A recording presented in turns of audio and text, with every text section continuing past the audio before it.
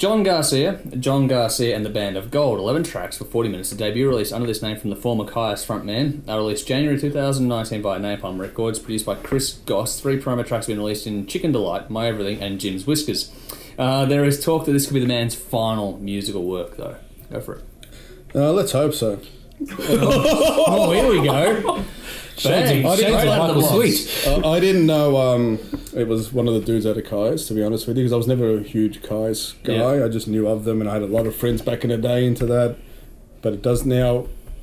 I understand the sound now, which better. You didn't before? No, well, I understood it. It's just I didn't necessarily fucking like it. Yeah, dirty style rock along the lines of a Clutch, I said, you know. It has that really energetic feel to it at times. It's straight ahead. It's just, you know, which is cool. But it wasn't a lot for me to get out of this, I'll be honest with you. I think I might have dropped a line on our page and I said how shit 2019 started for me. Yes.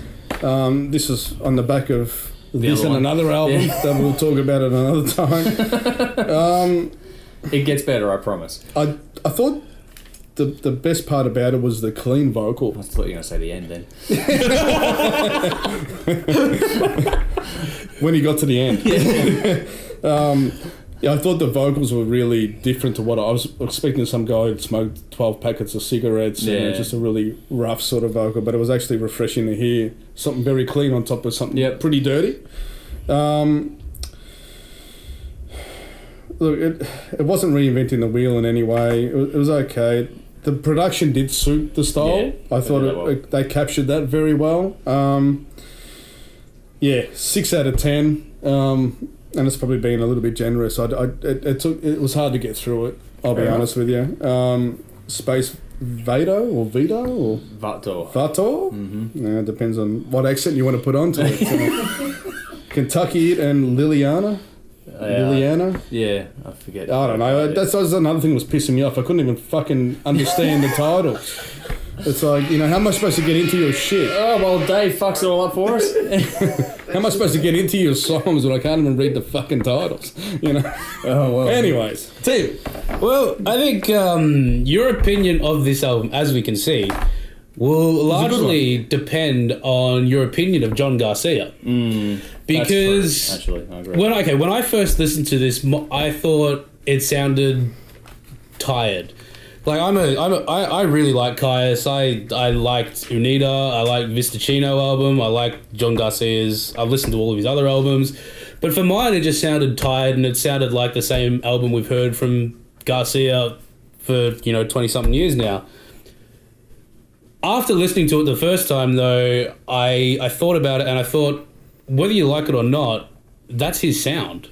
That stoner rock thing is John Garcia, whether it be Caius or all that. Every other band just ripped him off. Yeah. So exactly. So whether or not it's like if Black Sabbath released an album and you go, well, they're kind of ripping off. It just sounds like a traditional metal album. It's like, yeah, no shit.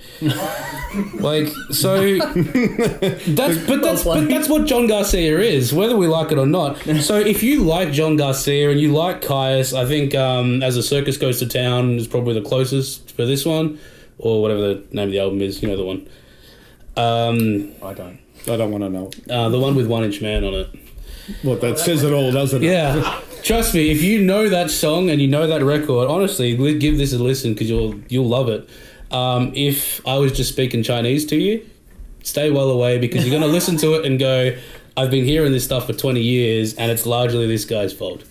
Well, you can be very disappointed with that album for more than one reason. I'd give it a 7.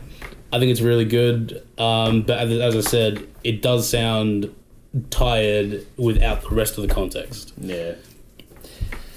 Well, this is, as just been covered off, this is the stone rock thing. It's the whole, he formed it, he started it, he's one of the founding fathers of this genre. So we get one from the masters of the genre, and you get exactly what you expect in that regard.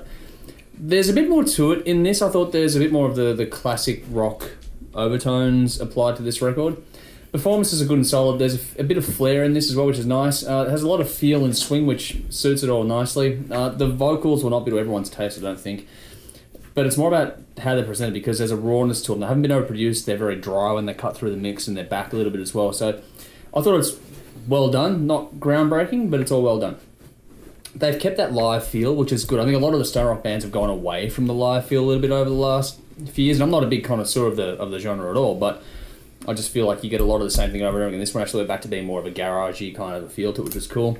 It's just sort of classic rock meets stoner rock being done in a different way. I like the riffs. They have some energy, which sort of sets it apart for me as well. It's not the typical, like, a lot of it's gone sludgier and sludgier and slower. This one still has the energy that I would look for in an album overall. It's not a droning record, and they shit me to tears, those ones. The lyrics are well crafted, good little stories being told in there, and I thought the difference for mine on this one, while I'm not a huge Kyuss or John Garcia follower, I think the difference from a lot of the stoner rock in general for mine is that this was more about his emotive journey and the stories being told in the songs about what was important to him in the world today versus, you know, the whole typical fucking... You get a lot of the same shit over and over again from these bands. This one actually lyrically had some different personal touches to it. Production's what you expect. It's got the fuzzy edge going on. The vocals are back a bit, but they're actually a little bit dry, like I said before. It's a nice and real take in that regard. The guitar is back a bit behind the drums, and the bass, except for when the lead cuts through a bit further. Sonically, not my preferred style, but it is very well done. They haven't driven the balls out of it for once, which is refreshing too. Track order breaks things up nicely. Good use of tempo and groove there. You're not getting an amazing amount of diversity, but while it's not an overly long listen, those tempo shifts really do serve the purpose of breaking it up while Caesar is distracting Brendan while he's giving himself a bit of a, let's say, a groom. It's well thought out. If you start to stray a bit when you're listening to it, you'll probably come back to it at the right time with the right song. If you're a fan of the man in this work, then check this out, I think, like you were saying. I would love to know, it's actually good that I'm sitting next to you, because I don't know where this sits amongst his diehard fans. So I'm not a diehard fan. I can appreciate what he's done and all that sort of stuff, but I haven't followed his career to the nth degree.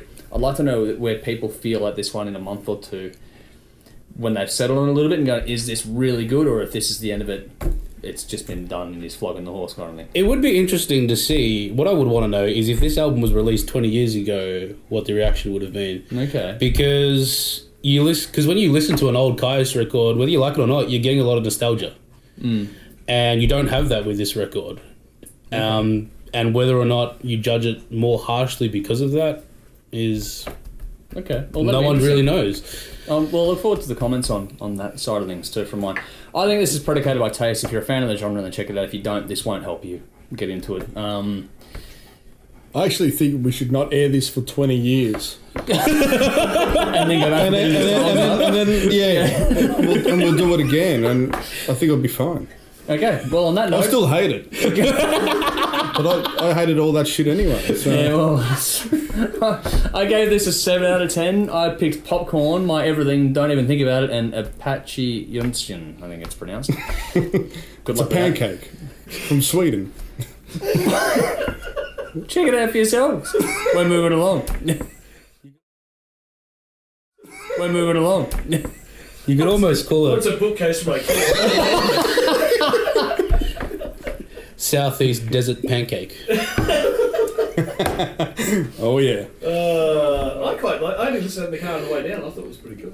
I kind of liked it. I didn't mind it. Like, it's not like not a world-beating album. No, I only got 2 seconds to it, so I can't really judge. Solid. All right, It's better than Mark It's riffs and groove. Male, yep.